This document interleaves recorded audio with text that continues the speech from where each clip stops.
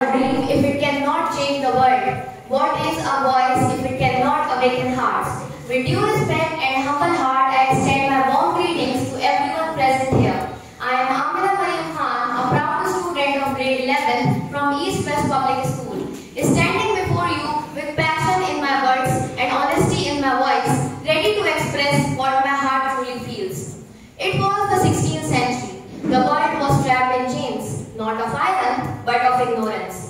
The truth of God's word was buried under greed and corruption. The church, which was supposed to be the voice of faith, had become the marketplace of forgiveness.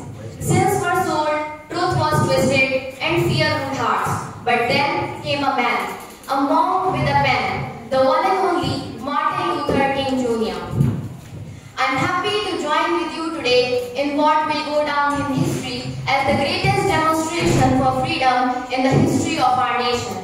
5 years ago, a great American, in whose symbolic shadow we stand today, signed the Emancipation Proclamation.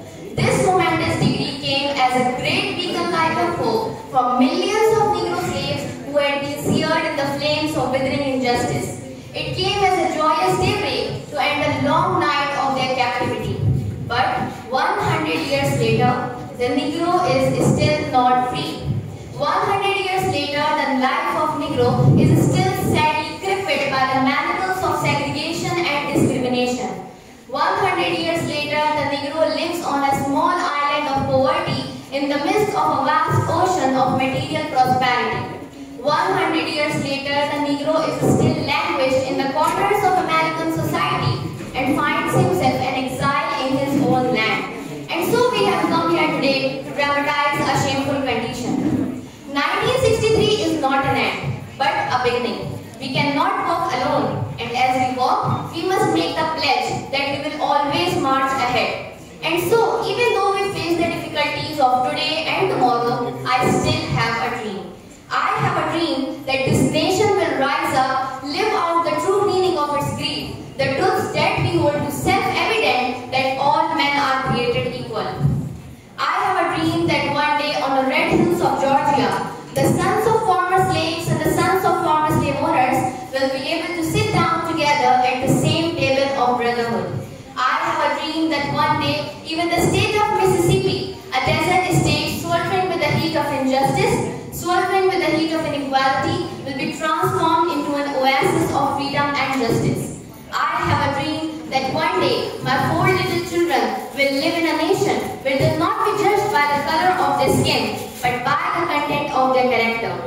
I have a dream today. I have a dream that one day down in Alabama, with its vicious racists and its governor having his lips dripping by the words of interposition and nullification, one day right there in Alabama, little white boys and white girls will be able to join hands with little black boys and black girls as brothers and sisters.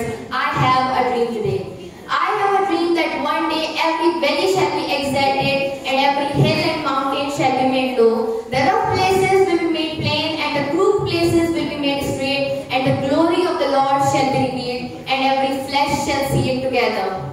Let freedom ring from the mighty mountains of New York. Let freedom ring from the high-peak Alleghenies of Pennsylvania. Let freedom ring from the snow-capped Rockies at Colorado. Let freedom ring from the curvaceous slope of California.